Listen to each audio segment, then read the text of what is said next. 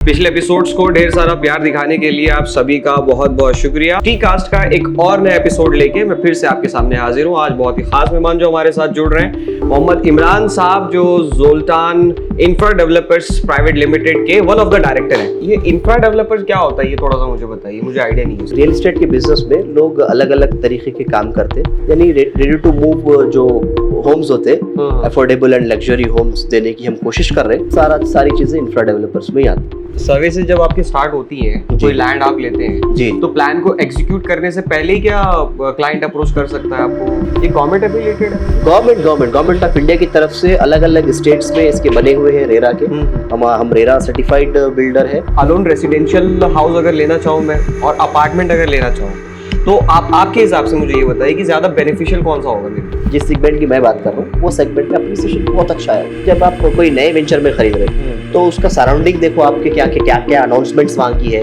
करताल में कैसा प्लॉटिंग कर रहे हैं, हम तो कहीं और ले रहे मैं एरियो के नाम नहीं लेना चाह रहा हूँ। पहले साल से लेके अभी 12 साल में क्या डिफरेंस देख रहे हैं अभी? ये 10-12 साल में ड्रास्टिक चेंज आया, बहुत बड़ा अप्रिसिएशन आया, बहुत बड़ा अप्रिसिएशन। जो हम लोग 3600-3800 रुपए से गज बेचे, आज उसका वैल्यू 30,000 रुपए गज। कस्टमर, आपका जो कस्टमर आता है रियल एस्टेट में, वो सिर्फ और सिर्फ अप्रिसिएशन देखता, एजुकेशन आपको अवेयर करता। एजुकेशन बहुत जरूरी है। माशाल्लाह से मेरी अहलिया ऑफ्थाल सर्जन है, तो आपको प्रॉब्लम नहीं हुई कभी आंखों में? नजर मिलाते की प्रॉब्लम दूर हो। बेशक आप एंटरप्रेन्योर बनो, सुन्नत का तरीका है वो। आप सल्लल्लाहु तिजारत को जो है सुन्नत बताए, आप करो, लेकिन अपने आप को खड़ा करो उस पोजीशन तक। बिजनेस का कोई मशवरा करते हैं आप घर पे? बिल्कुल, हमारा वाइफ से बात बताओ खास। वाइफ से हाँ होती, बिल्कुल होती। एक कस्टमर से हम लोग खुद मिलते हैं भाई, आपस में हम लोग जो भाई है पांचों, हम लोग खुद एक कस्टमर से डायरेक्ट टच में है। अभी जोल्टान इंफ्रा डेवलपर्स के जो प्रोजेक्ट्स है, अभी तो सिर्फ हैदराबाद में है। फ्यूचर में पुणे में भी आने वाला है, हम लोग वहाँ पे भी काम करने वाले हैं, ओपन प्लॉट। और इधर से जो आउटर रिंग रोड निकल रहा शोलापुर की तरफ से, उधर से भी अच्छा मार्केट है। नहीं, टेंशन तो हर काम में है। हर बार आप जंग फ्रंट फुट जाके नहीं जीत सकते, आपको बैक फुट भी आना पड़ता। तो बिजनेस उसी का नाम है कि आप साल के 12 महीने बिजनेस में सरवाइव कर सकते हैं।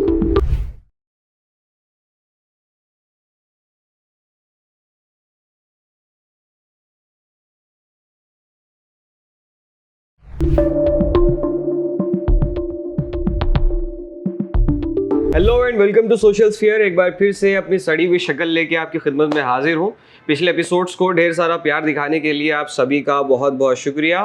टी कास्ट का एक और नया एपिसोड लेके मैं फिर से आपके सामने हाजिर हूँ। आज बहुत ही खास मेहमान जो हमारे साथ जुड़ रहे हैं, मोहम्मद इमरान साहब जो जोल्टान इंफ्रा डेवलपर्स प्राइवेट लिमिटेड के वन ऑफ द डायरेक्टर हैं। कैसे हैं सर आप? अल्हम्दुलिल्लाह, बहुत खिलखिला रहे हैं एकदम, तो तबीयत वगैरह सब ठीक होगी? हाँ, अभी मैं प्रीवियस आपके शोज देख रहा था, तभी इसी में हूँ, तो उससे बाहर निकलना है मेरे को, फिर आपके सामने आ गया। आईपीएल देख रहे हैं आजकल? नहीं, रमजान की वजह से नहीं देख पा रहा हूँ। रमजान की वजह से नहीं देख? हाँ, बस पता तो चल जाता होगा कि कौन सी टीम जीती। हाँ, थोड़ा आज शायद हैदराबाद का मैच है आज। हाँ, आज है। हाँ, मगर कल आरसीबी और केकेआर का हुआ है। हाँ, हो सकता। तो मतलब आप हैदराबाद को सपोर्ट करते हैं टीम को? हाँ, हैदराबाद को सपोर्ट करता हूँ। तेलंगाना में रह रहे हैं इसीलिए, या ऐसे ही टीम अच्छी लगती है? नहीं, अब हैदराबाद में है तो रेसिडेंट हैदराबाद का रेसिडेंट, तो इसलिए हैदराबाद को फॉलो कर ले रहा हूँ। चलिए, अच्छा है। अभी कौन सी गाड़ी चलाते हैं आप? मैं ईवी गाड़ी चलाता हूँ, इलेक्ट्रिक गाड़ी चलाता हूँ। ईवी? कार कौन सी? BYD की कार चलाता हूँ मैं। कितने रुपए की आती होगी? है 26-27 लाख की गाड़ी है। 26-27 लाख की? तो मतलब प्रॉफिटेबल तो है बिजनेस में। अच्छा। सही है। प्रॉपर्टीज अभी अपनी एक्सपोज करना चाहिए थोड़ी सी? प्रॉपर्टीज अभी हमारे मतलब, जैसे मतलब आप पूछ रहे वेंचर्स वगैरह पूछ रहे हैं या मेरा कुछ पर्सनल एसेट? ना, आपका पर्सनल एसेट पूछ रहा हूँ। नहीं, हमारा फैमिली बिजनेस है तो मैं डिस्क्लोज नहीं कर पाता हूँ। घर से फिर वहाँ से आ जाएगा पैसा। ऐसा है। नहीं। अच्छा, कभी कभी ऐसा होता है एक्चुअल फिगर्स में आदमी ना भी बता पाए ना, तो ऐसे बोल देते हैं कि मान लो महीने के 34 आईफोन, 30 आईफोन। अच्छा, ऐसा तो कुछ तो हो, कितनी अर्निंग हो जाती होगी? हो जाती माशाल्लाह। रफली ऐसे बस कंपैरिजन करके बता दो। अच्छा, आईफोन खरीदने चाहो तो कितने खरीद लोगे आप महीने के? आईफोन खरीद ली कि 2-3 आईफोन खरीद ली? 2-3 आईफोन बस महीने में? बस 2-3 आईफोन सही है। मतलब ले तो हम भी सकते हैं, मगर अच्छा, दिक्कत ये है कि एक किडनी चली जाएगी फिर। ये अभी जोल्टान इंफ्रा डेवलपर्स, ये इंफ्रा डेवलपर्स क्या होता है, ये थोड़ा सा मुझे बताइए, मुझे आइडिया नहीं है इसका। हाँ, एक्चुअली रियल इस्टेट के बिजनेस में लोग अलग अलग तरीके के काम करते हैं। जैसे कि मतलब सिर्फ डीलिंग करवाना, जैसे ब्रोकरेज का काम करना, वो एक अलग सेगमेंट हो गया। उसमें भी हमारा काम है, वो एक हमारा अलग है, जोल्टान प्रॉपर्टीज़ के नाम से है वो।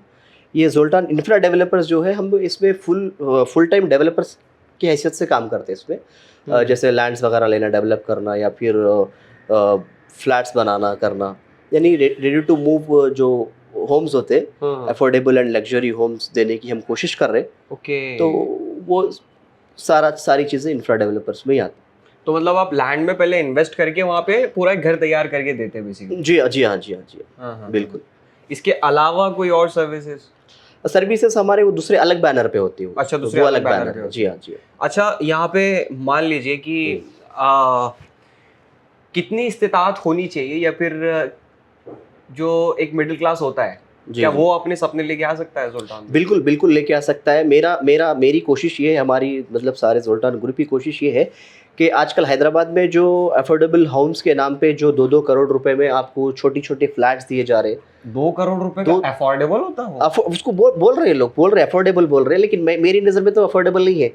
लेकिन मैं उससे कम बजट में मैं आपको एक प्लॉट का ओनर बनाते हुए, घर का मालिक बनाते हुए, फिर आपको उसमें अप्रिसिएशन बहुत अच्छा रहेगा। यानी जिस तरह फ्लैट का अप्रिसिएशन है, कंपेयर टू इंडिपेंडेंट घर का बहुत ज़्यादा अच्छा अप्रिसिएशन रहता। ये कोई सर्विसेज जब आपकी स्टार्ट होती हैं, कोई लैंड आप लेते हैं जी, तो प्लान को एग्जीक्यूट करने से पहले ही क्या क्लाइंट अप्रोच कर सकता है आपको, या फिर नहीं, अकॉर्डिंग टू रेरा के जो नॉर्म्स हैं, हमको वो फॉलो करना पड़ता। रेरा क्या होता है? RERA real estate development authority, जो अभी पिछले 2016-17 में बनाई गई, इससे काफ़ी अच्छा कस्टमर्स का फ़ायदा हो गया इसमें। यानी पहले जो बिल्डर्स पैसा ले लेते थे, उसकी कोई जवाबदेही नहीं थी। ये गवर्नमेंट एफिलिएटेड है? गवर्नमेंट ऑफ इंडिया की तरफ से अलग अलग स्टेट्स में इसके बने हुए हैं रेरा के। हम रेरा सर्टिफाइड बिल्डर है। हमारा जो भी हमारे भी प्रोजेक्ट्स चल रहे हैं, सब रेरा अप्रूव्ड प्रोजेक्ट्स है हमारे। तो रेरा आने के बाद ही आप कोई प्रोजेक्ट की जो है मार्केटिंग कर सकते, आप उस पर पैसा ले सकते। उससे पहले आप पैसा नहीं ले सकते। तो रेरा बहुत अच्छी चीज़ है कस्टमर्स के लिए। मतलब इसके आने से पहले क्या माहौल था? आने से पहले क्या माहौल था, बिल्डर्स जो है अपना कोई भी अनाउंसमेंट में पैसा उठा लेते थे।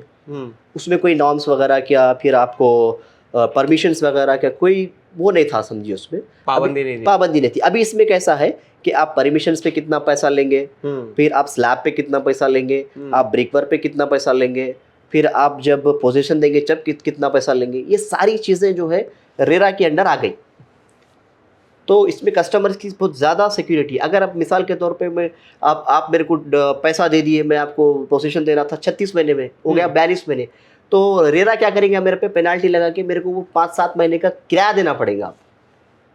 ओके, 5-7 महीने का किराया आपको देना पड़ेगा? बिल्कुल देना पड़ेगा। लेकिन बड़े जैसे काफ़ी रेप्यूटेड बिल्डर्स हैं हैदराबाद में, जो अपने टाइम फ्रेम से पहले ही पोजीशन दे देते, 5-5, 6-6 महीने पहले पोजीशन दे देते।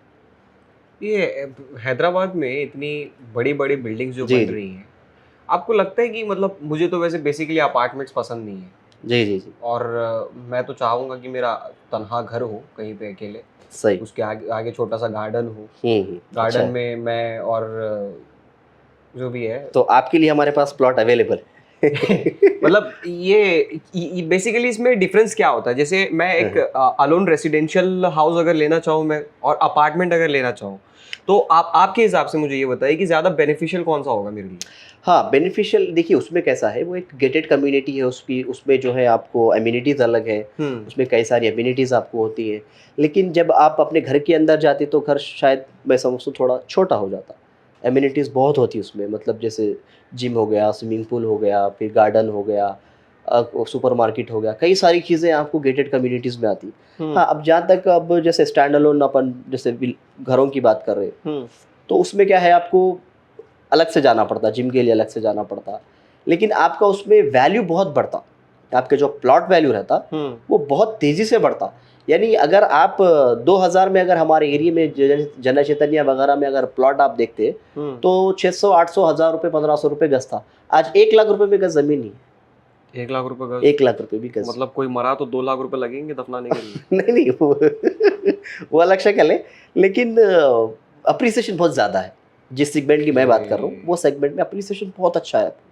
अच्छा, क्या क्या चीज तय करती है प्रॉपर्टी की वैल्यू? जैसे आसपास लोग बोलते हैं अरे वहाँ पे हाईवे लग रहा है, वहाँ पे हाँ। इंडस्ट्रियल एरिया है। नहीं, लोकेशन, आइडियल लोकेशन। आइडियल आपका लोकेशन लोकेशन क्या हाँ। क्या होता है? आइडियल लोकेशन क्या है? अभी देखिए, अब सबसे पहले तो जब आप कोई नए वेंचर में खरीद रहे तो उसका सराउंडिंग देखो, आपके क्या क्या क्या अनाउंसमेंट्स वहाँ की है। जैसा अभी हमारा एक प्रोजेक्ट करताल के अंदर चल रहा, जो हमारा 8 एकड़ पे वेंचर है, पूरा कंप्लीट डेवलपमेंट के साथ है। और वहाँ पे अभी नई, हमारा वेंचर तो पहले अनाउंस हुआ, लेकिन उसके बाद जो नई गवर्नमेंट बनी तेलंगाना में, वो अनाउंस करी कि हम इसको फ्यूचर सिटी बनाएंगे। तो अभी हमारे लिए वो प्लस पॉइंट हो गया। आपका प्लान पहले से था, इसके बाद गवर्नमेंट ने अनाउंस किया? गवर्नमेंट करी। पहले खबर तो नहीं लगी थी? नहीं, खबर तो नहीं लगी थी, लेकिन एक रियल्टर जो होता है ना, क्या पता कोई जासूस हो। नहीं, रियल्टर जो होता है उसके पास अपना एक तोता होता है। ओके। उसका तोता यानी उसका अपना जो है, उसकी एक टीम होती है। ये भविष्य बताने वाला तोता तो नहीं है? हाँ, भविष्य बताने वाला भविष्य बताने वाला तोता नहीं। मैं बता रहा हूँ कि भाई आपको किस एरिया में जाके आप डेवलप करो, आप किस एरिया में जो है क्या आने वाला है, मतलब वो उसका लोकेशन कैसा है। अभी जैसे कि हम बात कर रहे हैं साउथ हैदराबाद की, जैसे वेस्ट हैदराबाद सैचुरेटेड हो गया था। अभी वहाँ पे जो है आप एक फ्लैट का वैल्यू करोड़ों में चले गया, जहाँ पे मैं आपको 20 लाख रुपए में प्लॉट दे रहा हूँ। तो एक रियल्टर की कोशिश ये होती है कि भाई मैं अफोर्डेबल चीज दे सकूं आपको। यानी करोड़ों की चीज तो सब दे रहे आज के मार्केट में, मैं लाखों में क्या दे सकता हूँ। तो मैं लोगों को साउथ हैदराबाद की तरफ लेके गया, तो उस वक्त लोग हंसने लगे थे मेरे पे। आज से 5 साल 6 साल पहले लोग हम पे हंस रहे थे, कह रहे भाई करताल में कैसा प्लॉटिंग कर रहे हैं आप, करताल में कैसा प्लॉटिंग कर रहे हैं, हम तो कहीं और ले रहे, कहीं और ले रहे, कहीं और ले रहे। मैं एरियो के नाम नहीं लेना चाह रहा हूँ। 111 जियो में भी लोग प्लॉट्स खरीदते थे आज से 4-5 साल पहले, लेकिन जब हम इधर लिए तो आज देखो आप, हम 2020 में सोचे कि भैया हम प्रोजेक्ट करेंगे, आज 25 आते आते वो फ्यूचर सिटी डेवलपमेंट अथॉरिटी में आ गया। अब उसका वैल्यू और आगे जाने वाला है। तो ये सारी चीज़ें देखना पड़ता है उसमें। ये टॉलीवुड के स्टार्स वगैरह भी मैंने सुना रियल एस्टेट में बहुत अभी इन्वेस्ट करने लगे हैं। अभी कैसा है, साउथ इंडियंस के पास बहुत ज़्यादा मैच्योरिटी है इन्वेस्टमेंट्स को लेके। सिर्फ साउथ इंडियंस के पास है? यहाँ देखिए डिबेट ओपन कर रहे हैं। अच्छा, लेकिन जब तक स्टार्स की बात जो है, स्टार्स की अगर आप बात कर रहे हैं, तो मैं तो बम्बई के स्टार्स से मिला नहीं। यहाँ के थोड़े बहुत स्टार्स से मेरा मिलना जुलना है। छोटे मोटे जो आर्टिस्ट होते हैं, वो लोगों में भी अवेयरनेस है कि भाई कहाँ प्लॉट खरीदना है, कहाँ इन्वेस्टमेंट करना है। वो लोगों के पास एक रियल एस्टेट माइंड है कि भाई किधर इन्वेस्ट करना है। ये बड़े अवेयर लोग हैं। पैसे से पैसा बनाना है, पैसे से पैसा बनाना। मैं कई सारे ऐसे लोगों को जानता हूँ जो टॉलीवुड के हैं, जो अच्छा रियल एस्टेट में काम कर रहे हैं। कई लोग बेसिकली क्या मॉडल लेके अप्रोच होते हैं वो, कि जैसे भैया ये पैसा है हमारे पास, बताओ कहाँ इसको इन्वेस्ट करना है, या फिर वो उनके खुद के भी कुछ थॉट्स लेके आते होंगे वो बेसिकली? हाँ, उनके भी जो है आपको कोकापेट में वो लोग मूवी टावर्स के नाम से टावर्स भी बनाए। मूवी टावर मतलब वो लोग की अपनी कम्युनिटी है। अच्छा, आजकल रियल एस्टेट कम्युनिटी बेस्ड हो गया भाई स्टार्स कहाँ रहेंगे, बिजनेसमैन कहाँ रहेंगे, आप कहाँ रहेंगे। अच्छा, ये इसी वजह से नाम रखते थे क्या, जर्नलिस्ट कॉलोनी, टीचर्स कॉलोनी? वो तो खैर गवर्नमेंट अलाटेड चीज़ थी वो। अच्छा, जैसे अब जर्नलिस्ट कॉलोनी है तो वो कई वक्त के जो सीएम थे वो जर्नलिस्ट, मतलब वो लोगों की कमाई उतनी रहती थी कि वो घर खरीद सके, तो लोग एक अफोर्डेबल हाउस के लिए वो लोग, अच्छा ये वो जियो पास करते थे उसके लिए। तो जुबली हिल्स वगैरह में कई सारे ऐसे जर्नलिस्ट हैं जिनको मिला। अगर आगे आया तो आप भी जर्नलिस्ट है, माशाल्लाह आपको भी मिल सकता। नहीं, जुबली हिल्स तो औकात के बाहर हो गया। नहीं, अभी गवर्नमेंट जहाँ करी वहाँ तो आप जा सकते ना, आपके लिए ऑप्शन है। हाँ, ये तो है। तो वैसे गवर्नमेंट तो देगी जरूर, मगर मुझे नहीं लगता कि एक जर्नलिस्ट को अगर गवर्नमेंट देना तो अच्छी चीज है। आप समझ रहे ना, फिर दाग लग जाता है गिरेबान पे। हो सकता जाहिर सी बात, गवर्नमेंट देती नहीं, आपको एक सर्टेन अमाउंट फिक्स होता कि भाई वहाँ का वैल्यू अगर 10,000 रुपये है तो आप जर्नलिस्ट है, तो आपके लिए एक अलग कॉलोनी बनाते हैं, उसके लिए फिर एक प्राइस रहता उनका, फिर वो लोग वो जमीन खरीदते उसकी, पूरा अच्छे से ऑर्गेनाइज होता काम वो, ऐसा नहीं। क्या डिफरेंस देख रहे हैं आपकी? अभी कितने साल हो गए आपको काम करते हुए इस फील्ड में? हम लोग काम कर रहे हैं करीब 10-12 साल से। हम लोग 10-12 साल जी।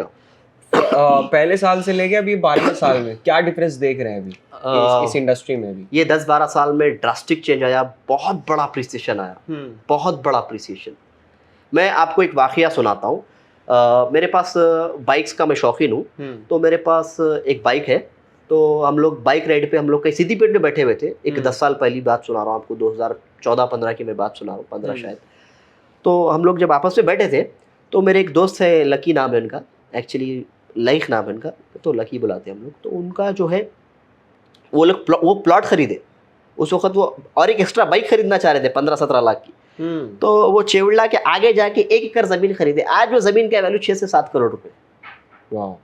तो ये ड्रास्टिक चेंज आया। मैं एक सिर्फ एग्जांपल दे सकता हूँ आपको, लेकिन पूरे ओवरऑल तेलंगाना में ड्रास्टिक चेंज आया, क्योंकि लोग जो पहले जो रिसेशन आया था रियल एस्टेट का, उससे पहले जैसे एयरपोर्ट आया 2004 में, पहले तो कन्फ्यूजन था कि एयरपोर्ट किधर आने वाला है, गटकेसर पहले चले गया, फिर उसके बाद शमशाबाद आया।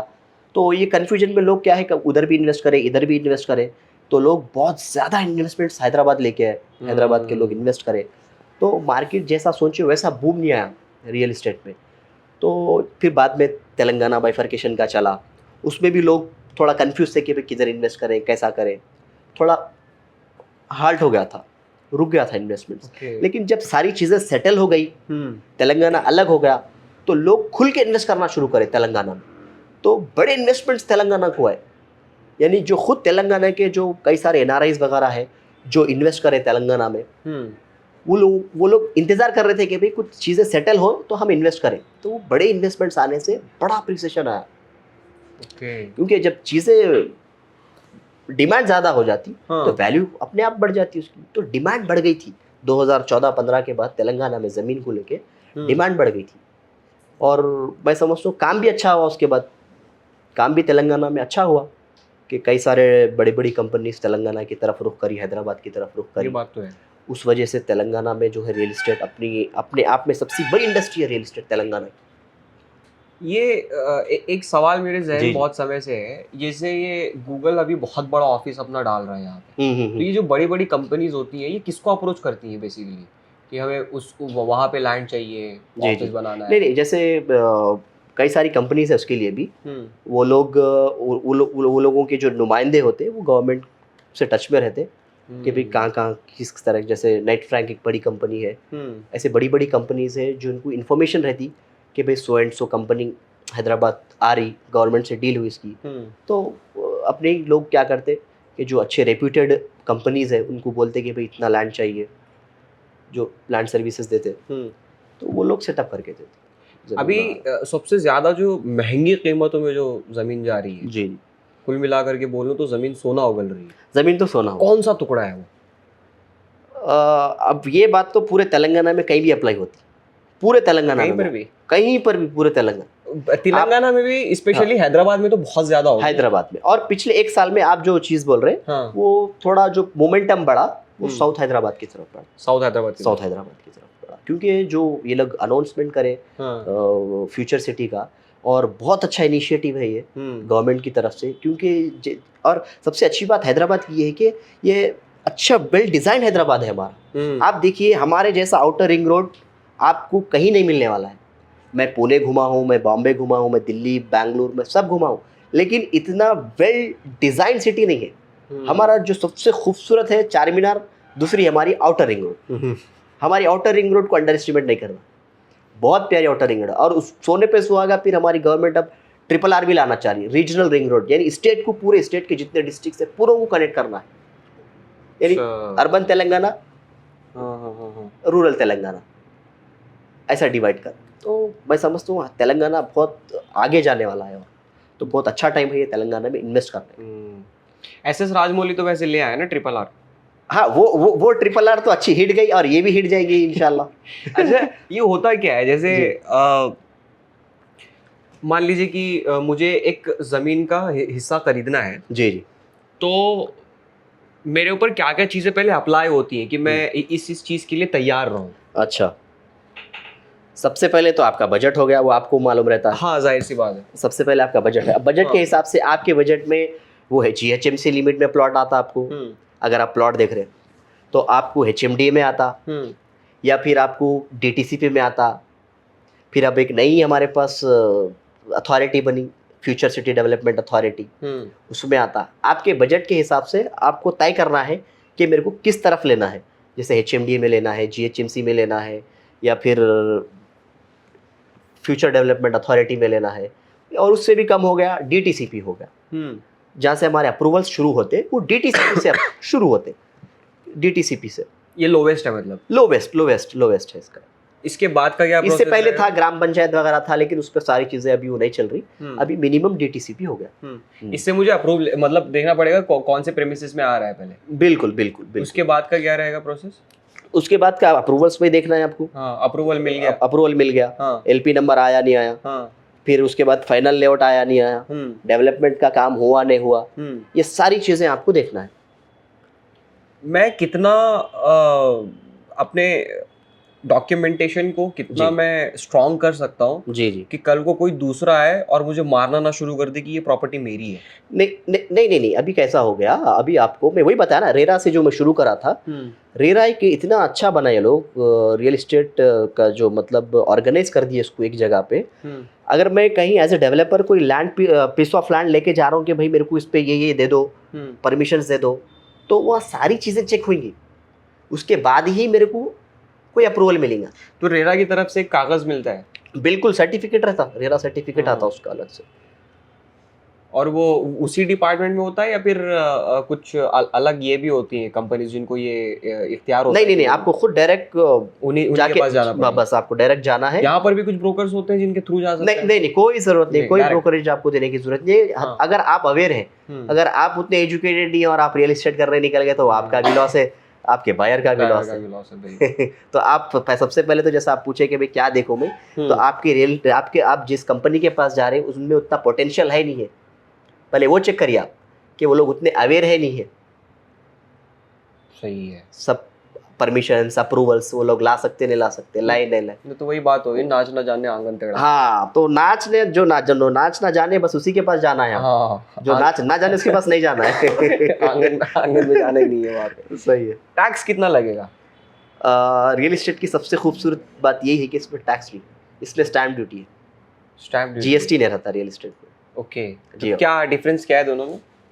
स्टैम्प ड्यूटी जो होती है वो आपको ओवरऑल जो आप कार्ड वैल्यू बताते हैं उसका जो भी है परसेंटेज रहता, अलग अलग एरिया में अलग अलग परसेंटेज है, तो वो परसेंटेज आपको स्टैम्प ड्यूटी दे देना है बस। सबसे खूबसूरत बात आप पूछे रियल एस्टेट की, इसमें GST नहीं है। लोग आज कोलगेट खरीदने जाके भी उससे ही परेशान है, GST से GST चेक कर रहा उसमें, कितना GST। आप बेकरी से केक खा लो, उस पर GST। तो रियल एस्टेट एक इतना अच्छा आपको ऑप्शन है इन्वेस्टमेंट के लिए, जहाँ पे आपका पैसा टैक्स में नहीं जाता, प्रॉपर्टी में जाता, जो अप्रिशिएट होने वाली है। निर्मला ताई की नजर नहीं पड़ी मतलब इस पर? आपकी तरफ कहीं पहुंच ना जाए इसलिए मैं तो वो डर रहा हूँ। अब लोग लैंड पे टैक्स नहीं दे रहे हैं? मतलब दे रहे ना, हम तो स्टैम्प ड्यूटी दे रहे हैं ना। आप स्टैम्प ड्यूटी दे रहे हैं, मैं एज ए डेवलपर मैं फीसेस बन के आ रहा हूँ उसके, उसको नाला कर रहा हूँ, नाला की फीस बन रहा हूँ मैं, कई सारी चीज़ें फीसेस होती है उसकी, जैसे रेरा की फीस बन के आ रहा हूँ, तो वो सारी मेरे पे अप्लाई होती। आपको तो बस स्टैम्प ड्यूटी देना एज ए कस्टमर। मैं जब बेचता हूँ प्रॉपर्टी तो वो एग्जैक्टली उसका प्रोसेस क्या होता है कि मतलब कोई बॉन्ड बनाना होता है, सिग्नेचर म्यूचुअल होते हैं, क्या होता है वो? नहीं, उसमें कैसा है, अब जो भी आप प्रॉपर्टी बेच रहे हैं वो अप्रूव्ड प्रॉपर्टी है या फिर अनअप्रूव्ड है, वो सारी चीज़ें उसको एक बार चेक करना पड़ता कि भाई आप कौन सी ज़मीन बेच रहे हैं, यानी आप जो भी प्रॉपर्टी बेच रहे हो एग्रीकल्चर है, नॉन एग्रीकल्चर है, रेसिडेंशियल है, नॉन रेसिडेंशियल है, कमर्शियल है, ये सारी चीज़ें उसके हिसाब से तय होती। अलग अलग है सबके लिए? सबके लिए अलग अलग है। अब जैसे कोई आप घर बेच रहे, अब उस पर प्रॉपर्टी टैक्स सालों साल का पेंडिंग है, वो सारी चीज़ें चेक करना पड़ता है। हर साल भरना पड़ता है? मतलब हर साल भरना पड़ता है। अभी तो मैं आपके व्यूअर्स को बताऊं कि बड़ा व्यवहार आया है GHMC में, फटाफट लोग अपना बन ले, टैक्स डिस्काउंट मिल रहा है क्या कुछ? हाँ, वेवर है, सही करीब 80-90% का वेवर है। हाँ, जल्दी बन लो, पैसे बच जाते हैं आप। जिनके पास प्रॉपर्टी नहीं है, जिनके पास प्रॉपर्टी नहीं, वो जल्द से प्रॉपर्टी खरीदे फिर टैक्स भरे। टैक्स भरने के लिए पहले प्रॉपर्टी खरीदो। तो मैं वही बोल रहा हूँ, जल्दी जाओ प्रॉपर्टी खरीदो और मेरे से ही खरीदो। ये सही है बिजनेस। आप क्यों आए इस बिजनेस में? कोई फैमिली प्लान था या कैसे शुरुआत कैसे? नहीं, एक्चुअली मेरे बड़े भाई है मोहम्मद खुसरुद्दीन साहब। खुसरुद्दीन साहब? हाँ, मोहम्मद खुसरो, MK खुसरो के नाम से है, आप चेयरमैन फाउंडर है। ये आपका आइडिया था कि हम लोग रियल इस्टेट करेंगे कि एग्जैक्टली क्या था आपके पास जब शुरू किया था आपने? नहीं मैं अभी तो 27-28 लाख की गाड़ी चला रहे हैं। नहीं ठीक ठीक ठीक ठीक ठीक है। हाँ। मेरे और एक भाई है MK हाँ। समीर, वो काफ़ी अच्छी लीगल नॉलेज रखते हैं इसके ऊपर। तो वो कई सारे लोगों को लीगल सर्विसेज देते थे, अप्रूवल्स ला के देते थे। वकील है नहीं, लीगल उस टाइप के हैं, लेकिन वकील तो नहीं है वो। वकील नहीं हाँ, वो वकील नहीं है। तो उस टाइप से हम लोग पहले काम करते थे, उस लोगों को मतलब परमिशंस ला के देना, किसी को कुछ पेपर्स ला के देना, या फिर परमिशंस वगैरह में लोगों की हेल्प करते थे हम लोग। मतलब चार्ज करते थे हम लोग, हमारा फीस चार्ज करते थे। फिर हम लोग लोगों के साथ पार्टनरशिप बढ़ती गई। हम लोग 2014-15 से पार्टनरशिप में काम करे लोगों के साथ। फिर 2019 से हम हमारे प्रोजेक्ट्स लेके अपने बैनर पे, जोल्टान जो हमारी कंपनी तो पहले से ही थी, लेकिन हमारे बैनर पे प्रोजेक्ट्स 2019 से शुरू हुए। पिछले 5-6 साल में हम लोग प्रोजेक्ट शुरू करें। वैसे तो अनअप्रूव्ड प्रोजेक्ट हम लोग 10 साल से करते आ रहे हैं। Unapproved project? हाँ, हम लोग कई सारे ऐसे भी प्रोजेक्ट करें जो आइकॉनिक है। मैं नाम नहीं ले सकता हूँ उसका, क्योंकि वो हो चुके हैं और उस टाइम पे वो अनअप्रूव्ड थे। तो अच्छा आइडिया था। बाद में फिर गवर्नमेंट उसको, हमारे आइडिया को पिक करी, पिछली गवर्नमेंट जो थी। बड़े बड़े वेयर हाउसेस अलग से बना के, वेयर हाउसेस के लेआउट्स डिज़ाइन करी गवर्नमेंट।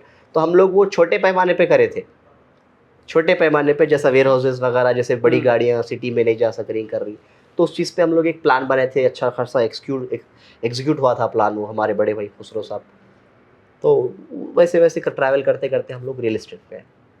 ये अप्रूव्ड नॉन अप्रूव्ड, ये क्या किस्सा था? हाँ, ये कैसा था, ये आज से 10 साल पहले बहुत ज़्यादा चीज़ें, मतलब लेआउट्स वगैरह अनअप्रूव्ड बहुत होते थे। आपने उस पर भी काम किया है? हाँ, करे, हम लोग उस पर भी काम करे। तो भाई तो है ही, लीगल मैटर संभाल लेगा, वो लगा क्या? अब भाई, अब भाई के अलावा भी हमारी खुद की लीडरशिप बड़ी स्ट्रांग है हैदराबाद की। तो काम करने में क्या हर्ज है, बस काम करने वाला होना है। तो उसमें कोई प्रॉब्लम नहीं हुई आपको? नहीं, मतलब बहुत अच्छा डिज़ाइन करे उसको। ऐसा नहीं कि भाई कहीं मतलब वो रोड वेंडिंग में चलेगा, ऐसा कुछ नहीं। जो हम लोग 3600-3800 रुपये से गज बेचे, आज उसका वैल्यू 30,000 रुपये गज। ऐसा है। तो कस्टमर, आपका जो कस्टमर आता है रियल इस्टेट में, वो सिर्फ और सिर्फ अप्रिसिएशन देखता। अगर आप अप्रिसिएशन नहीं दे सकते उसको, तो वो भाग जाता किसी और के पास। और तेलंगाना में वो अपॉर्चुनिटी है अपने पास कि कस्टमर आज 2000 में ख़रीदा तो कल वो 2200 में हो सकता, नहीं हो सकता। वो काफ़ी अहम चीज़ है। वो कब होती, वो लोकेशन पे होती। आप कौन सा लोकेशन चूज़ कर रहे हो। जैसा मैं आपको बताया हमारा हाईवे ग्रीन का, कि हम लोग लोकेशन वो चूज़ करें कि उस टाइम के अनाउंसमेंट्स अलग थे। यानी गवर्नमेंट के जो अनाउंसमेंट होते हैं, वो सारी चीज़ें, मतलब जो पाइपलाइन में है, आपको थोड़ा इनसाइड इन्फॉर्मेशन रखना पड़ता गवर्नमेंट। मतलब इनसाइड इन्फॉर्मेशन मतलब कि भाई कहाँ पे क्या, मतलब जैसे डेवलपमेंट अथॉरिटीज़ किधर किधर काम करना चाह रही। जैसे पहले हुडा था, फिर HMD हुआ, फिर अब FCDA हो गया, GHMC हो गया, किधर फोकस है उस वो एरिया में जाओ आप। मैं सुना इन सब दफ्तरों के जितने भी पियून होते हैं ना, जी, हाँ, बहुत पैसों में खेल रहे हैं। शायद मैं अभी आपसे ही सुन रहा हूँ। मैं तो इसका इंकशाफ नहीं कर सकता। जाहिर सी बात है, आप तो पब्लिकली बोल भी नहीं पाएंगे। सही है। अच्छा, ये चीज उनको भी तो पता होती होगी। सही, ये डिपार्टमेंट्स के लोगों को, डिपार्टमेंट के लोगों को भी पता होता। आप जब स्क्रिप्ट लिखने के बाद उस पर फिल्में बन रही हैं, तो ये चीज तो बहुत ज्यादा एक्सपोज हो चुकी है ऑलरेडी। सही है, सही है। खैर, ये 10-12 साल से आप काम, अभी उम्र कितनी हुई आपकी? मेरी उम्र है 32 साल है मेरी उम्र। आधार कार्ड वाली? आधार कार्ड वाली। असली भी यही है? असली भी यही है। 32 ईयर्स। और आप 12 साल से काम कर रहे हैं? मैं लॉ पढ़ रहा था। लॉ वो बीच में से ही छोड़ के फिर काम शुरू करा। आप डिग्री ड्रॉप आउट है? हाँ, लॉ ड्रॉप आउट बोल सकते हैं आप। ये सारे बड़े जो बिजनेसमैन होते हैं डिग्री ड्रॉप आउट क्यों नहीं करते? क्योंकि ये लोग को पैसे कमाने का शौक हो जाता है। मैं भी उनमें से। मतलब आप मानते हैं एजुकेशन इज अ स्कैम? नहीं, स्कैम नहीं है, स्कैम नहीं। एजुकेशन बहुत ज़रूरी है। एजुकेशन आपको अवेयर करता। एजुकेशन बहुत ज़रूरी है। माशाल्लाह से मेरी अहलिया ऑफ्थाल सर्जन है। तो मैं तालीम को बड़ा फ़रोग देने वाला आदमी हूँ। मैं तालीम को तर्क करने वालों में से नहीं हूँ मैं। ऑप्थाल्मोलॉजिस्ट, क्या बोलते हैं उसको? ऑप्थाल्मोलॉजिस्ट है जी। हाँ जी, लफ्ज़ इतना मुश्किल। हाँ जी, हाँ जी, हाँ जी। तो आँखों के ना, आँखों की सर्जन है। हाँ। तो आपको प्रॉब्लम नहीं हुई कभी आँखों में? नहीं, आँखों में प्रॉब्लम तो आनी नहीं चाहिए पहले तो। हाँ, आनी भी नहीं चाहिए। जी हाँ जी, जैसे आ भी गई तो नजर मिलाती की प्रॉब्लम दूर होगी।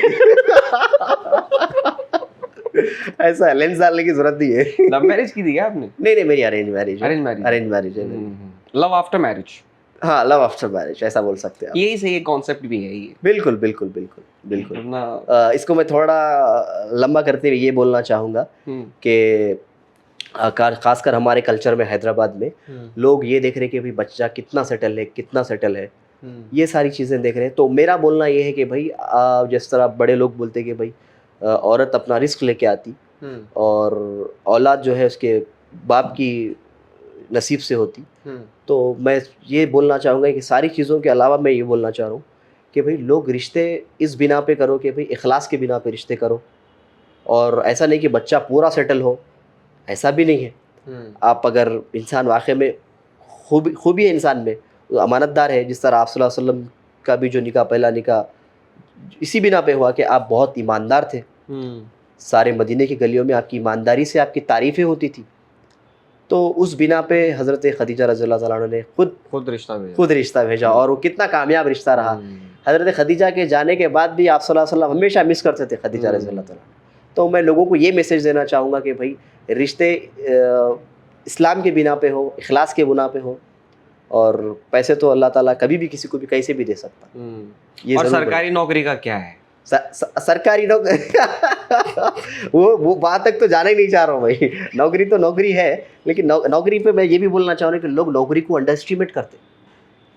नौकरी को अंडर एस्टिमेट नहीं करना चाहिए। हर किसी की जॉब की पेशे की अलग वैल्यू होती है। अलग वैल्यू नहीं। अभी जनरेशन में एक नया ट्रेंड चल रहा है कि भाई मैं नौकरी नहीं करता हूँ। हाँ, एंटरप्रेन्योर बनना है हर किसी को। नहीं, आप नौकरी करते हुए भी एंटरप्रेन्योर बनो। बेशक आप एंटरप्रेन्योर बनो, सुन्नत का तरीका है वो। आप सल्लल्लाहु अलैहि वसल्लम तिजारत को जो है सुन्नत बताए, आप करो, लेकिन अपने आप को खड़ा करो उस पोजीशन तक। मैं भी नौकरी कर रहा हूँ, मेरे सारे भाई नौकरी करें, हम लोग भी नौकरी करें। आपने कब जॉब की?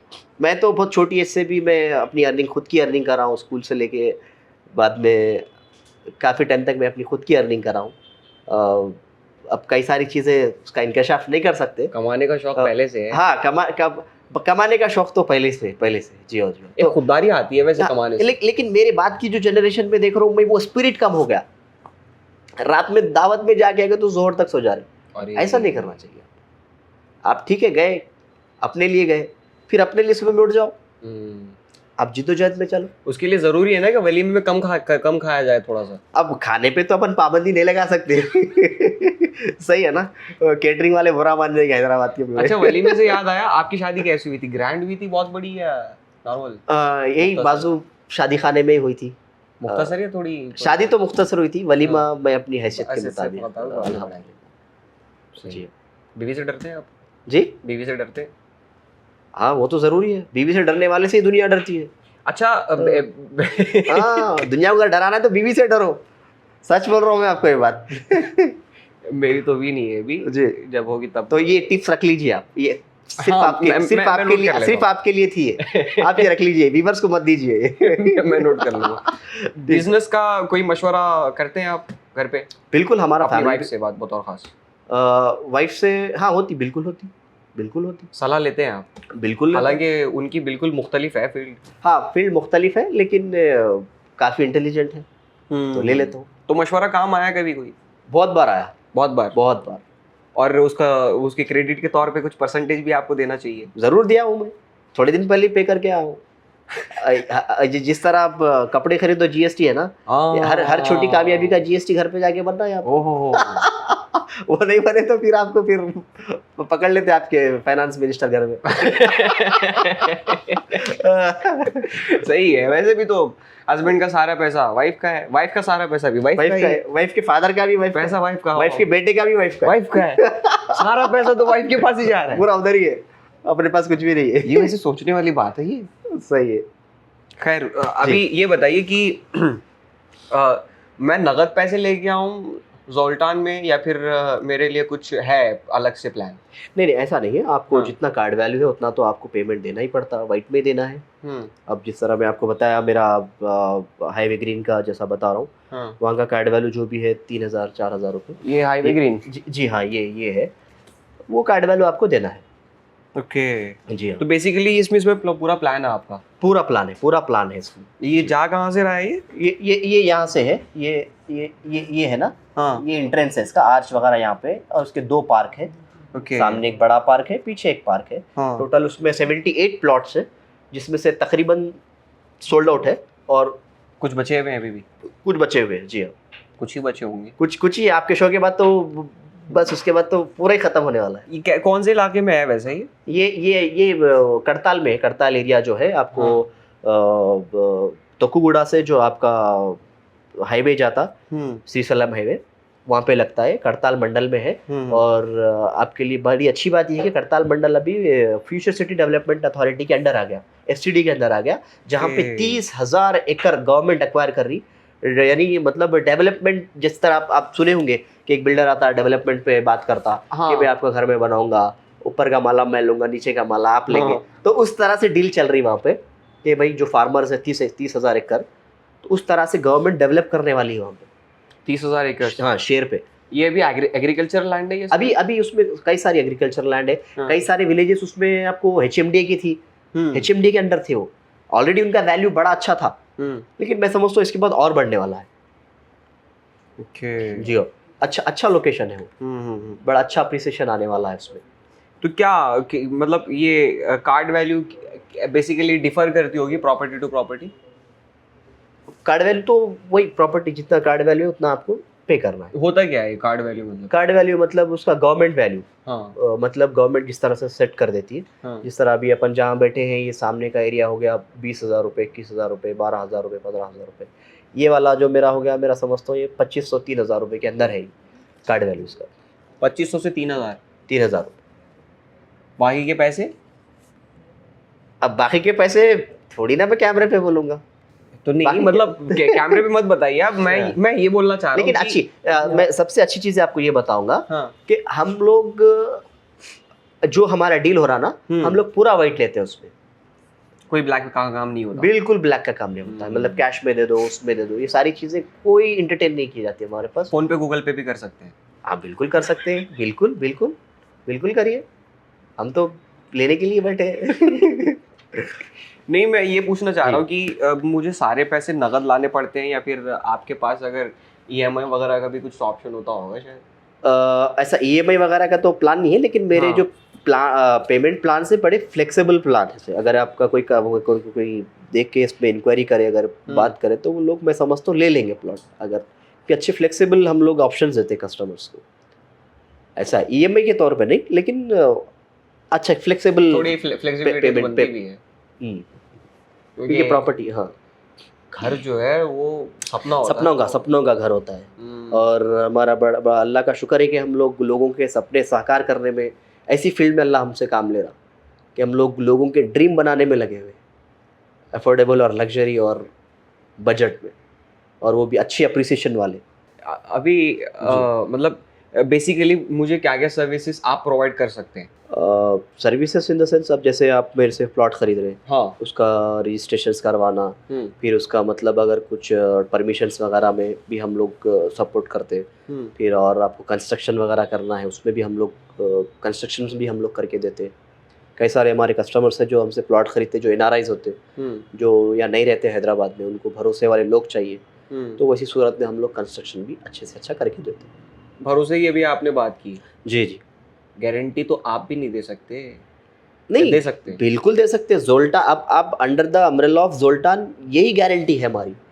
हम जिस तरह गारंटी का बड़ा जो है फेमस वर्ड है, बड़े बड़े लोग इसको यूज़ करते हैं, तो हम भी उसको यूज़ करते हैं कि भाई गारंटीज हमारी गारंटी है, जोल्टान की गारंटी है, टाइटल हमारी गारंटी है, और आपका जो है लैंड का गारंटी हमारा है। हर चीज़ की गारंटी, आपको पोजीशन देने तक, चाबी देने तक, आपकी हाउस सेरेमनी होने तक, हम हाउस वार्मिंग होने तक हम सपोर्ट करेंगे आप। तो आप नीरव मोदी या विजय माल्या नहीं बनेंगे? बिल्कुल नहीं, बिल्कुल नहीं, बिल्कुल नहीं बनेंगे। बाकी फर्म्स में और आप में अंतर है कुछ? हाँ, अब देखिए, रियल एस्टेट एक बड़ी इंडस्ट्री है, कई सारे लोग इसमें काम कर रहे हैं, उसमें से हम भी एक है, हम उसका हिस्सा है। ये कई सारी बड़ी इंडस्ट्री है ये। तो हमारा इसमें ये है, हमारी एक ख़ास खूबी ये है कि हमारा जो कस्टमर का जो हमारा रिलेशन है, बड़ा अच्छा है कस्टमर के साथ। जिस तरह दूसरे बिल्डर्स के पास आप पैसा देने के बाद में आपका फ़ोन भी नहीं उठाते वो लोग, लेकिन हम लोग फ़ोन भी उठाते, आपको सपोर्ट भी करते, आपको परमिशंस में भी साथ देते। हम लोग कंस्ट्रक्शन करके देना है तो अभी हम लोग कंस्ट्रक्शन भी करके देते, यानी 360 डिग्री में हम आपको सपोर्ट करते बस। कभी ऐसा भी तो होता होगा रात जी। में आप आराम कर रहे हैं, जी 11 बजे किसी का फोन आया, अरे हाँ। ये क्या है, तनख्वाह कम, नाक में दम। नहीं, ऐसा नहीं है, ऐसा नहीं है। हम लोग कई सारे हमारे एनआरआई कस्टमर्स हैं जो हमारे जो रिलेटिव्स हैं उनसे भी ज़्यादा करीब हो गए अभी हमसे वो। प्लॉट के अलावा भी कोई चीज़ होती है तो वो हमको याद करते हैं। ऐसा रिलेशन है हमारा कस्टमर से। ये बड़ी अच्छी चीज़ है। मतलब नेमिंग बड़ा अच्छा, में भी बुलाते होंगे आप? बड़ा बहुत बढ़िया, हर जगह बुलाते हैं माशाल्लाह। आप तो नेमिंग सेरेमनी बोल रहे हैं, उनके पर्सनल इवेंट्स में भी हमारे को इन्वाइट करते हैं। रिलेशन ऐसा बिल्ड करें हम कस्टमर से। कस्टमर रिलेशन बहुत इंपॉर्टेंट है। और बेसिकली मुझे तो लगता है कि सबसे अच्छी मार्केटिंग भी यही होती है कि आपका ग्राहक बताए बिल्कुल कि आप कैसे हैं। और हम लोग क्या है, एक कस्टमर से हम लोग खुद मिलते हैं भाई आपस में। हम लोग जो भाई है पांचों, हम लोग खुद एक कस्टमर से डायरेक्ट टच में है। जैसे अब मजहर भाई प्लॉट लिए तो मजहर भाई का नंबर मेरे पास 10 साल तक भी रहता। स्टेटस देख रहे हैं एक दूसरे के बराबर। मेरा स्टेटस तो पूरे देख रहे हैं कि भाई चलो फिर कुछ नया आया तो फिर खरीदेंगे। स्नैपचैट पे भी? नहीं, स्नैपचैट तो मेरे को यूज़ करना नहीं आता। आपके पास इंस्टॉल है? नहीं है मेरे पास स्नैपचैट। तो मतलब आप जेनजी वालों से थोड़ा सा जनरेशनल गैप है आपका ना? हाँ, थोड़ा हो सकता है। स्नैपचैट से थोड़ा गैप है। ऐसे मतलब कभी यूज कर लिया प्रॉपर्टी के लिए, स्नैप डाल दी सबको? हाँ, नहीं, मैं तो इंस्टाग्राम व्हाट्सएप का इस्तेमाल करता हूँ। It could be a good thing वैसे।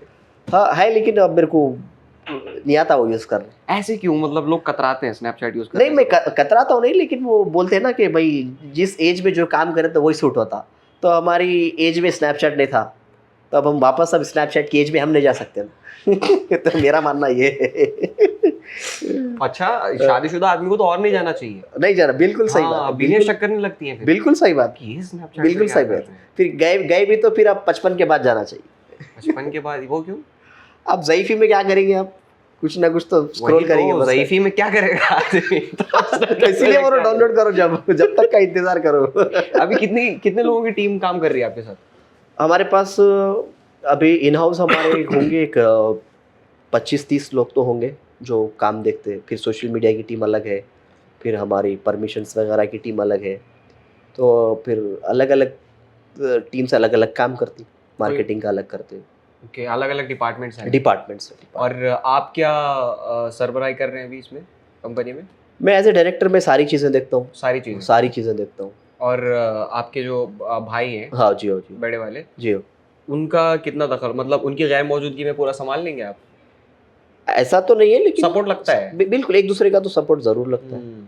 और वो जो लीगल एडवाइजर भाई साहब हैं, हाँ जी, वो उनका है कुछ मामला? हाँ, वो मेन तो वही है। वही तो अप्रूवल्स लाते, वही तो जमीनें लाते। तो ग्राउंड पे वही रहते। वैसे भी आजकल कागज का बहुत मामला चल रहा है। बहुत ज्यादा है। तो हमारे पास अच्छा है कि हमारे पास इतने सारे हैंड्स है काम करने के लिए तो माशाल्लाह। आप तो आपके बड़े भाई तो प्राउडली कागज दिखाते होंगे? बिल्कुल उनके पूछने से पहले। हाँ, बिल्कुल दिखाते। अभी कोई वैकेंसी है आपके पास? हाँ, तो उसके लिए बात करना पड़ेगा, हमारे HR वगैरह से बात करना पड़ेगा। अभी मेरे को उसका आइडिया नहीं है। अभी हम लोग कोई रमज़ान की वजह से नए हायरिंग्स भी नहीं कर रहे थे, तो शायद ईद के बाद शायद हमारी वो टीम काम करेगी।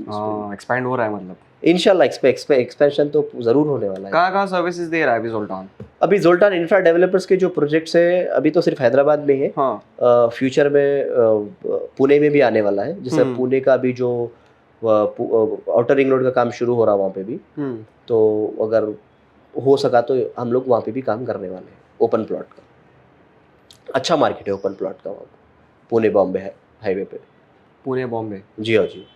और इधर से जो आउटर रिंग रोड निकल रहा शोलापुर की तरफ से, उधर से भी अच्छा मार्केट है। कभी बड़े शाख से खतरा महसूस होता है? ऐसा नहीं है इस फील्ड में बतौर खास, क्योंकि मैंने सुना है ऐसे, मुझे पता नहीं है, मैं श्योर भी नहीं इस बात को लेके, मगर मैंने सुना है कि कई सारे जो बड़े शाख्स होते हैं ना, अगर कोई डेवलपिंग स्टेज में है तो उसको वहीं कुचलने की कोशिश करते हैं। नहीं, ऐसा नहीं है। मार्केट में ये आपकी गलतफहमी है। अगर कोई ऐसा सोच रहे कि भाई मेरी जगह नहीं है, ज़रूर आपकी जगह है। देखिए, मैं आपको एक मिसाल देता हूँ। इंडिया के लिए कितने लोग खेलते हैं टीम इंडिया क्रिकेट के लिए, मेंस के लिए? 15 होते हैं। 15 होते हैं, 4 बैठे 11 खेलते हैं। तो क्या लोग अपने बच्चों को क्रिकेट नहीं सिखाएंगे? अगर मैं विराट कोहली के देखूंगा तो अपने बच्चे को क्रिकेट ही नहीं सिखा पाऊंगा। तो मैं इसको विराट कोहली का नहीं बताऊंगा, मैं इसको बताऊंगा कि बस तेरा टारगेट है 11 में पहुंचना है।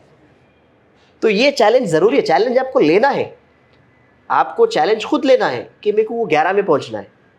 तो बिजनेस में भी वही चीज़ है, आपको प्रैक्टिस करना है, आप गिरेंगे, आप उठेंगे, तकलीफें हैं। और रियल इस्टेट तो ऐसा बिजनेस है कि हर एक दूसरे मिनट में हम लोग फ़ोन उठाने से डरते हैं कि क्या बैड न्यूज़ आने वाला। तो ऐसा बिजनेस है, रिस्क है बहुत, बहुत रिस्क है रियल इस्टेट बिजनेस में। कभी क्या होता है, कोई हम जिससे ज़मीन खरीदे, फिर बाद में उसका इरादा बदल जाता है, नहीं इतने का रेट हो गया, अभी मेरे को इतने का दो।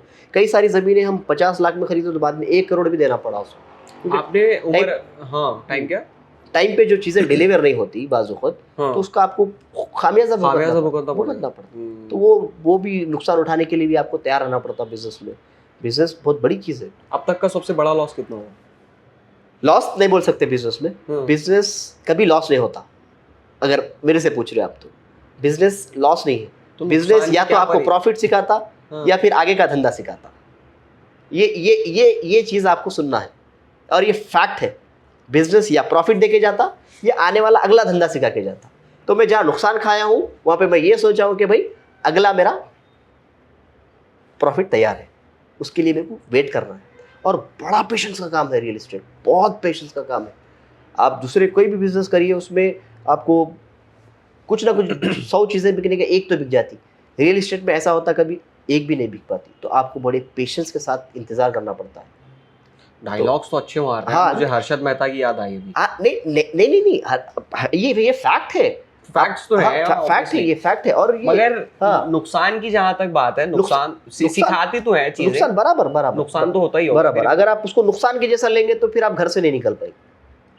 आपको नुकसान को एक लर्निंग के हिसाब से लेना है। अच्छा चलो ठीक है, अब तक सबसे बड़ा सबक कहाँ हासिल किया ये बताइए। बड़ा सबक मैं आपको ऑनेस्टी से बोलूं तो 2020 में जो रजिस्ट्रेशंस बंद हुए थे और धरनी को इंट्रोड्यूस करी थी गवर्नमेंट, एक दिन की असेंबली बुला के जो है रेवेन्यू एक्ट को जो है वो कर दिए थे, रिपील करे। तो उस वक्त कई सारी दुश्वारियां हुई, लॉकडाउन था, इमीडिएट लॉकडाउन के बाद लोग प्रॉपर्टी खरीदने निकल रहे थे। बॉम्बे जैसे शहर में स्टैम्प ड्यूटी कम कर दिए थे उस वक्त के वहाँ के चीफ मिनिस्टर, और हमारे चीफ मिनिस्टर जो है हैसो रियल इस्टेट को भी बंद कर दिए थे कि बैकग्राउंड काम के लिए, धरनी बनाने के लिए। तो मैं समझता हूँ बहुत बड़ा इम्पैक्ट पड़ी वो चीज़ें कस्टमर्स पे, बिल्डर्स पे, मैं समझता हूँ वोटर्स पे भी वो बहुत भारी पड़ी। उसी का मैं समझता हूँ एक रीज़न है कि बड़ा एक चेंज देखने को मिला आपको तेलंगाना में। शायद वो भी एक हो सकता है जिसमें हम भी सफ़र करें उसमें। वो 2020 का साल था, एक साल के पीरियड में इतना सब कुछ हो गया। 2020 में वही हुआ, फिर बाद में आहिस्ता आहिस्ता चीज़ें बदली। फिर अभी तक भी उसमें काम चल रहा। उस वक्त जो बने उसके बाद फिर VROs को निकाल दिए। अभी फिर नई गवर्नमेंट है, अभी वो नई गवर्नमेंट बोल रही है कि हम लोग VROs को रखेंगे, VROs आने वाले, अपॉइंट होने वाले। देखिए होता कैसा है, एक ही काम अब एक आदमी नहीं कर सकता। तो यानी आपकी जो दरखास्तें थी पूरी सारी कलेक्ट्रेट में दे दी गई थी। एक VRO जो होता है विलेज रेवेन्यू ऑफिसर होता। तो अगर मेरी ज़मीन का कुछ प्रॉब्लम है तो मैं VRO से कांटेक्ट करूंगा, VRO से मैं रीचेबल हूँ, मैं मेरे गांव में हूँ। अब आप मेरे को बोल रहे मैं रहता हूँ छेबिल्ला के कोई गांव में, और आप मेरे को बोल रहे कि भाई आपको जाना है कलेक्टरेट में, तो मेरे पास जाने के पैसे कहाँ से? सही बात। एक फार्मर के पास कहाँ से इतने पैसे कि वो कलेक्टरेट के में चक्कर लगाए? वो तो अपने गांव में ही अपने मामले को हल करेगा, अपनी अर्जी लगाएगा। तो ये अभी जो गवर्नमेंट में जो VROs वगैरह का जो अनाउंसमेंट हुआ है, मैं समझता हूँ काफ़ी अच्छी चीज़ है। इससे रियल इस्टेट को बूस्ट मिलने वाला है। सही है। रियल इस्टेट को अब आने वाले टाइम में तेलंगाना में, हाँ बेशक पिछले साल 1.5 साल का जो मार्केट था, लोग बोले कि मार्केट नहीं था, ये सारी चीज़ें वो भी सच्चाई, क्योंकि उसमें गवर्नमेंट बदली, उसमें कई सारी चीज़ें जो है फिर से ऑर्गेनाइज करना था, जैसा मैं आपको VROs का बताया, ये बताया। तो अभी सारी चीज़ें जो है ऑर्गेनाइज हो रही, और मैं समझता हूँ आने वाले 6 महीने में बड़ा अच्छा मार्केट रहने वाला है। आने वाले 6 महीने में बड़ा अच्छा मार्केट रहने वाला है। This is the right time to invest. This is the right time to invest in Telangana. Telangana में इन्वेस्ट करने का ये राइट टाइम है। भले ही होम लोन लेना पड़े, बिल्कुल आप जो ले सकते हैं लीजिए। उसके मतलब प्रॉफिटेबल रिटर्न्स मिलेंगे? बिल्कुल मिलेंगे। कितने गुना तक? अब आप वो नहीं बोल सकते कि भाई आप कितने गुना का इंटरेस्ट ले रहे हैं, कितना गुना आपको प्रॉफिट आने वाला है। वो गुफ्तगू में अपन नहीं जा सकते, क्योंकि वो एक बैंकिंग का मसला है। तो मगर अच्छा मार्केट है, बोल सकते हैं आने वाले 6 महीने में अच्छा मार्केट है तेलंगाना का। जिस तरह से हमारी गवर्नमेंट अभी जो अनाउंसमेंट करे, इसके हिसाब से बड़ा अच्छा मार्केट रहने वाला है।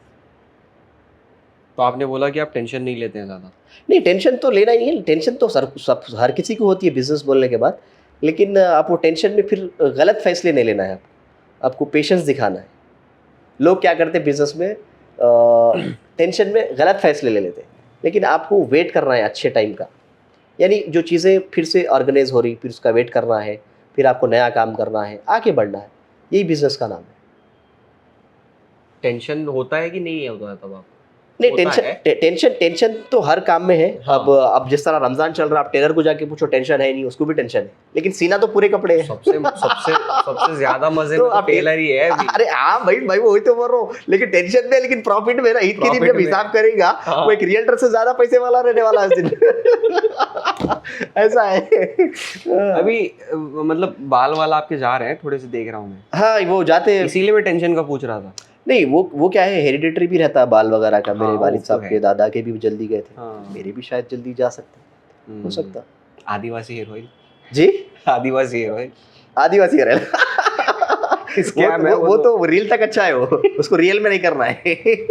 वो एक फोटो वायरल हुई थी, कौन सी? मुकेश अंबानी के फर्जंद है, अभी भी शादी हुई उनकी, जी जी जी जी, आनंद अच्छा। अंबानी। हाँ हाँ हाँ, उनका जो एक वनतारा फोटो बना है। हाँ, फोटो वायरल हुआ है। हाँ। उनके यहाँ पे हाँ। यहाँ बाल गए हुए हैं पैच है, पूरे। अच्छा। हाँ, पैच है पूरा। हम्म। तो लोग कमेंट कर रहे हैं नीचे हाँ, कि हाँ। ये बंदा हाँ, पूरा एक जंगल खरीद के हाँ। वहाँ पे आदिवासियों को बसा बसा के के, हाँ। फिर उनसे तेल निकलवा के अपने घर तक पहुंचा सकते हैं। कर सकते, कुछ भी कर सकते इसके वो। बाद क्यों नहीं है? बिल्कुल, वो तो कुछ भी कर सकते। मार्केटिंग बहुत गजब की मगर आदिवासी हेयर ऑयल में।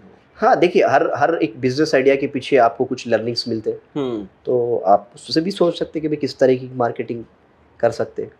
तो बिजनेस आइडियाज किसी से भी ले सकते हैं आप, ऐसी कोई हर्ज की बात नहीं है उसमें। कई बार तो वाइफ से भी बहुत अच्छा मशवरा मिल जाता है। बिल्कुल, जरूर जरूर ले सकते हैं आप। आपको तो फायदा भी हुआ उस चीज का। हाँ, बिल्कुल बिल्कुल। आप जब आप शादी करेंगे तो आपको भी मालूम होगा फायदा कितना होने वाला है इसमें, आप भी रेडी रहिए। ये आप डरा रहे हैं। नहीं, मैं आपको बता रहा हूँ कि मैं आपको कितना फायदा होने वाला है। रेडी, आप शादी होने वाली, जंग होने वाली। रेडी है ना, हर चीज के लिए रेडी रहना है आपको। तो शादीशुदा आदमी वैसे मुस्कुराता बहुत है, और सिर्फ ऊपर से। हाँ, वो तो सच्चाई है। सच्चाई है। हाँ, सच्चाई है वो, सच्चाई है वो, क्योंकि असल मुस्कुराना तो घर जाके है उसका, घर जाके फुल हंसने वाला है वो। क्या कवर कर रहे हैं? अभी असल खुशी क्या तो घर में cover कर इंतजार रहे कर रही है ना उसका। अब आप बैचलर लोग क्या जाने वो खुशी के बारे में। सही है, सही है। घर पे जाके झेलना भी है ना आपको। बिल्कुल बिल्कुल बिल्कुल, हंसना भी घर जाके, इसीलिए कवर कर रहे हैं। जरूर जरूर जरूर। ये जो पूरा सफर है, जी जी 10-12 साल का आपका सफर हुआ, जी जी। अभी क्या अचीव करना है अभी, मतलब किस पोजीशन पे अभी आपने को देख रहे हैं आप? नहीं, एक होता है अचीव करना, एक होता है अचीव कर लिया बोलना, या फिर एक बिजनेसमैन की लैंग्वेज ये होना चाहिए कि सर्वाइवल, बैड सिचुएशन में सर्वाइवल। हर बार आप जंग फ्रंट फुट जाके नहीं जीत सकते, आपको बैक फुट भी आना पड़ता। तो बिजनेस उसी का नाम है कि आप साल के 12 महीने बिजनेस में सर्वाइव कर सकते हो, फिर आपके छोटे छोटे गोल्स रखो, फिर उसको अचीव करो, फिर सर्वाइवल आपका हो रहा है, फिर और बड़ा गोल रखो, फिर उसको अचीव करो। यानी छोटी छोटी चीज़ें करते जाना है बिजनेसमैन को। आप एक दिन में सारी की सारी चीज़ें नहीं कर सकते, आपको बहुत स्लो जाना है बिजनेस में। जो बहुत सॉर्टेड है आप इन सब मामलों में वैसे। हाँ, वैसे बिजनेस में तो वैसे ही रहना पड़ेगा ना आपको। आप जाके एक ही दिन सारा इन्वेस्टमेंट कर देंगे, एक ही दिन सारा रिटर्न्स चाहेंगे, तो वो होने वाला नहीं है। आपको उसके लिए वेट करना है, मार्केट का वेट करना है, आपको गवर्नमेंट के पॉलिसीज़ का वेट करना है। एज ए रियल्टर मैं ये बोलना चाहूँगा कि भाई पेशेंस का काम है ये बहुत पेशेंस का काम है रियल एस्टेट का काम करना, और अच्छा भी काम है, अच्छा पेशा है, क्योंकि आप लोगों के ख्वाब पूरे करने में लगे हैं। तो ऊपर वाला आपकी ऑटोमेटिक मदद कर देता है। सही है। ये बोलना है। बताया नहीं आपने, मगर कुछ तो होगा कि इस पोजीशन तक जाना है, इतना अचीव करना है। नहीं, वो बात तो नहीं है। फुल स्टॉप नहीं लगेगा कभी ना? जी जी, फुल स्टॉप नहीं लगेगा कभी ना? हाँ, बिजनेस में तो फुल स्टॉप नहीं है, और जो बिजनेस में फुल स्टॉप लगा लेगा, मैं समझता हूँ वो बिजनेसमैन नहीं है। आपको बस एंड तक कोशिश करना है, एंड तक बिजनेस में। तो मैं कभी आऊँ प्रॉपर्टी लेने तो आप मुझे डिस्काउंट देंगे ना? जरूर जरूर जरूर, मैं तो आपको और आपके सारे व्यूवर्स को स्पेशल डिस्काउंट दूंगा। Special discount? जरूर जरूर, जो आपकी कटिंग लेके आएंगे मैं उनको स्पेशल डिस्काउंट दूंगा। सोशल स्फीयर के थ्रू से जो बिल्कुल, सोशल स्फीयर के थ्रू आए तो मैं बिल्कुल डिस्काउंट देने वाला हूँ। पक्की बात है? बिल्कुल बिल्कुल, और अगर उसमें एनआरआई है तो और डिस्काउंट देने वाला हूँ, एनआरआई व्यूवर्स को तो और देने वाला हूँ।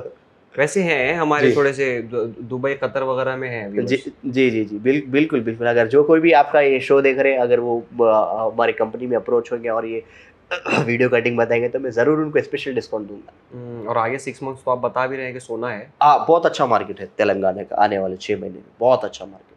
अभी कहाँ एक्सपैंड करने का सोचा है आपने कुछ? हाँ, हम लोग अभी कर रहे। ये बॉम्बे पुणे हाईवे का आपने बताया था हाँ ये। जी, हाँ जी। हाँ। मतलब इस तरफ ही हमारा फोकस है, साउथ हैदराबाद में ही। इस तरफ ही हम लोग काम कर रहे हैं, और करेंगे तो फिर हैदराबाद के बाहर पुणे में भी काम करने का हमारा पाइपलाइन में है, डिस्कशंस चल रहे हैं, उधर भी काम करने वाले हम लोग। हम लोग क्या है, ओपन प्लॉट में अच्छा एक्सपीरियंस हो गया हमारे को, तो हम लोग कुछ और दूसरे टायर 2 सिटीज़ में भी ओपन प्लॉट्स करने के प्लान में है, जहाँ पे अप्रूव्ड वेंचर्स करके हम लोग लोगों को अच्छे से अच्छे अफोर्डेबल लग्जरी घर दे सके। अच्छा, ये जो गवर्नमेंट के प्रोजेक्ट्स होते हैं हाउसिंग जी। बोर्ड्स के, जी जी। उसके लिए क्या कुछ टेंडर वगैरह पास होता है क्या? वो काम कौन करता है? हाँ, वो अलग काम है। उसमें कैसा होता है कि भाई आपको जो गवर्नमेंट का टेंडर आता है उसमें आपको एक नॉमिनल अमाउंट डाल के आपको पार्टिसिपेट करना है। फिर उसके बाद आपको काम करना है। मेरे कई लोग जानने वाले हैं जो पिछली गवर्नमेंट में काम करे, और अभी तक भी उनको पैसे नहीं मिले।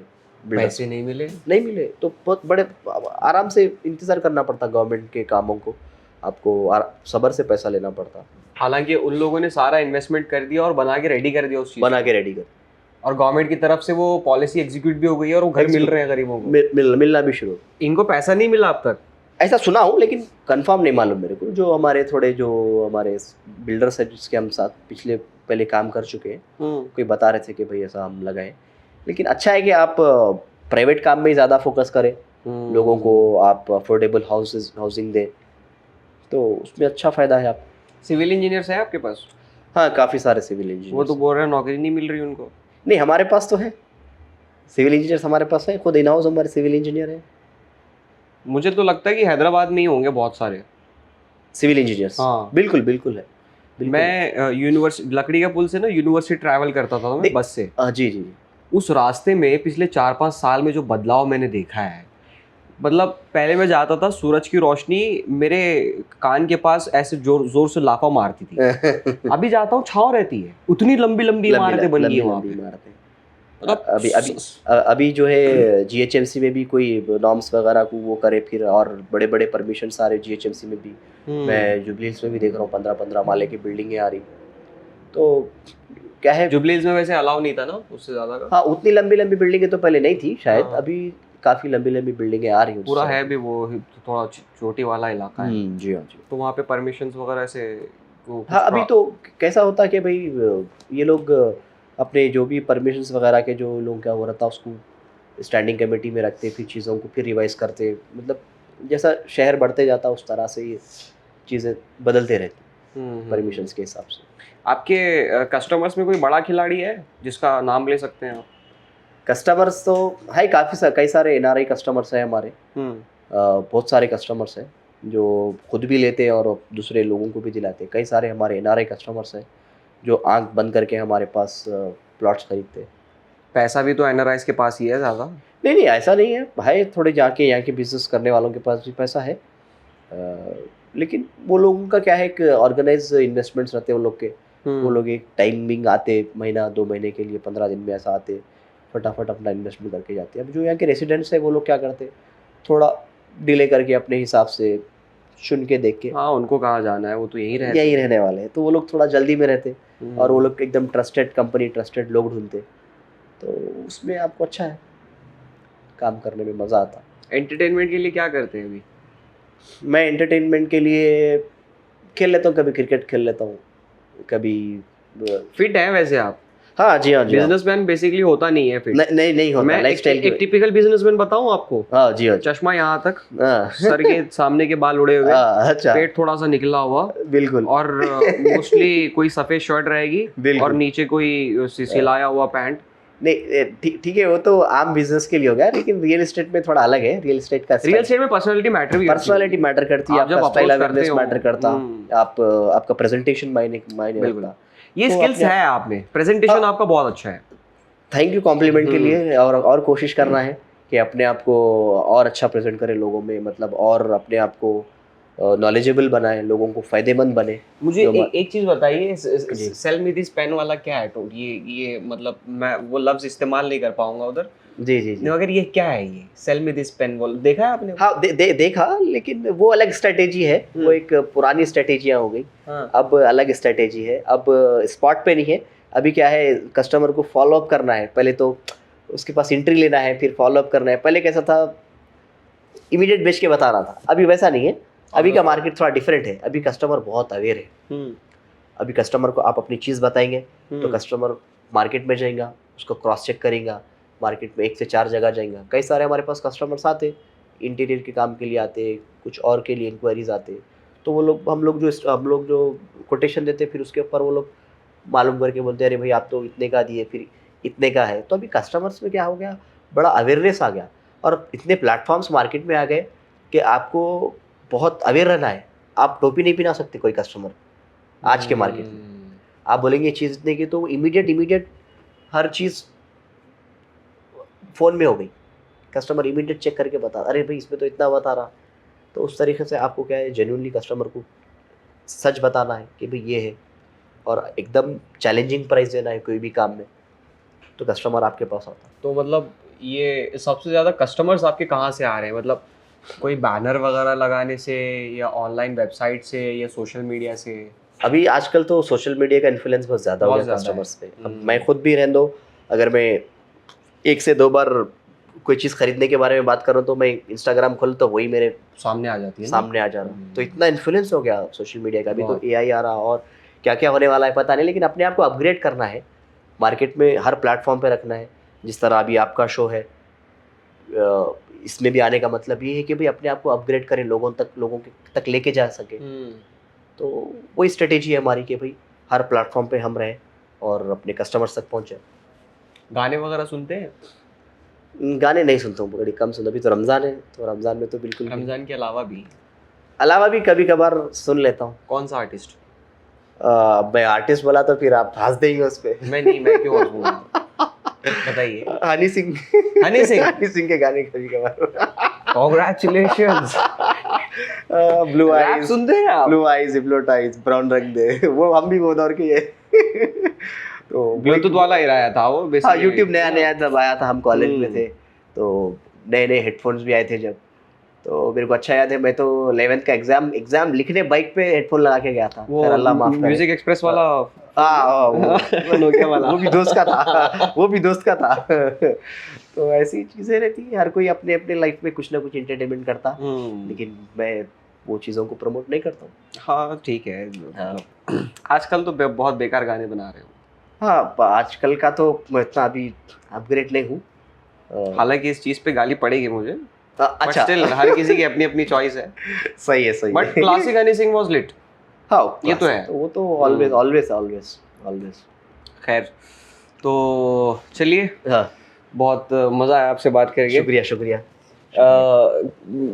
आपसे अप्रोच करना हो तो कहाँ से अप्रोच कर सकते हैं? वेबसाइट के थ्रू कोई कांटेक्ट नंबर होता है? मैं आपको वेबसाइट और कांटेक्ट नंबर दोनों दूंगा। हाँ जी, उसका लिंक है डिस्क्रिप्शन में नीचे, तो वहाँ चले जाइए।